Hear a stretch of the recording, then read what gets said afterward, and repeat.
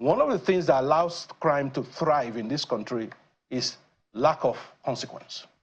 No deterrence. Lack of consequence. You know, and because there's lack of consequence, people are emboldened to do even more. Are we saying that there's no police presence in any of these places? Are these unmanned, are these unpoliced parts of Plateau State? Is that what we can point and say to the governor? That you have these areas in local governments in your state that do not have police presence. So crime and criminality can go on, and then we now have, every month we come back and we have the same conversation about what has happened in Plateau State? No, they do have police presence. I mean, every local government in Nigeria do have police presence. Of course, the number may vary, you know, I do also know that the numbers in Plateau was increased, you know, because there are certain states that have more police numbers than other states, you know, and I know the numbers in Plateau was increased recently. So there is police presence. The question has to be, are they in sufficient numbers? That's number one. Number two, are they properly tooled and equipped to deal with things like this? That's number two. Number three, are there possibility of fifth columnists within the security agencies that allow these things to happen? You know, turn a blind eye to it. I mean, one of the challenges, if you read all the insecurity incidents in Nigeria, Boko Haram, everything, when the media reports it, the police tend to show up after the criminals have gone.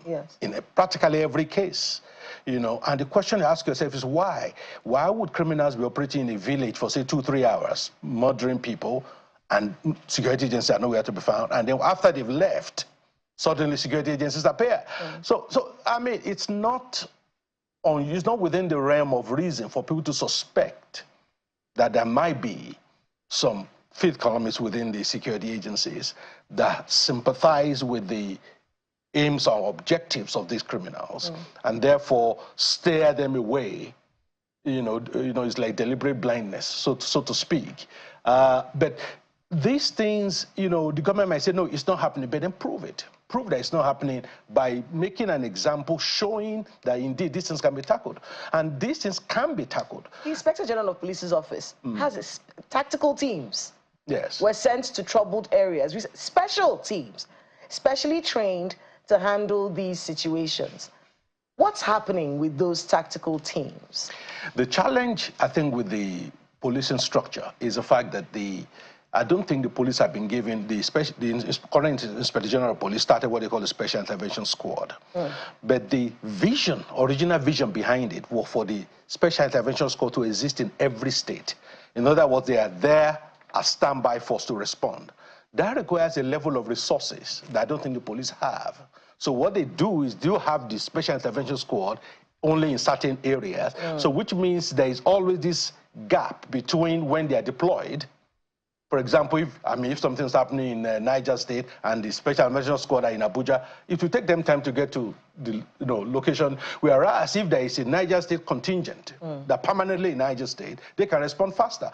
But the level of resources needed for such nationwide blanket, I don't think the police have been provided. So they are doing the best they can, I think, with whatever little resources they have. But the key issue there is there's a need for deterrence. You know, one of the things, even not just beyond security, even basic crime, one of the things that allows crime to thrive in this country is lack of consequence. No deterrence. Lack of consequence. You know, and because there's lack of consequence, people are emboldened to do even more. I was telling somebody yesterday, I said politicians are the same everywhere. You know, in England, in US, they're all the same. I said the difference is they live in a society where there are consequences. That restrains the potential excesses. But when you are in a society like this, where there's no consequence, then clearly the raw political, manipulations will come out. And I think that's the challenge we have with our security. You know, if we make example of certain events like this, for example, they go after them, and by the way, the other thing is, we need to combine kinetic and non-kinetic approaches to solving this problem. It's not just about catching the criminals and killing them, or or sending bombs. It's about looking for what actually are the root causes. There are, he was mentioning the issue about Ife and Modakeke earlier. Part of what resolved that was not just about shooting people. It's about dialogue. It's about finding out what actually is the issue, you know, and we have peace there today. So it's not everything that will have to be kinetic. So what is a kinetic strategy that the Plateau State government have in dealing with this recurring insecurity?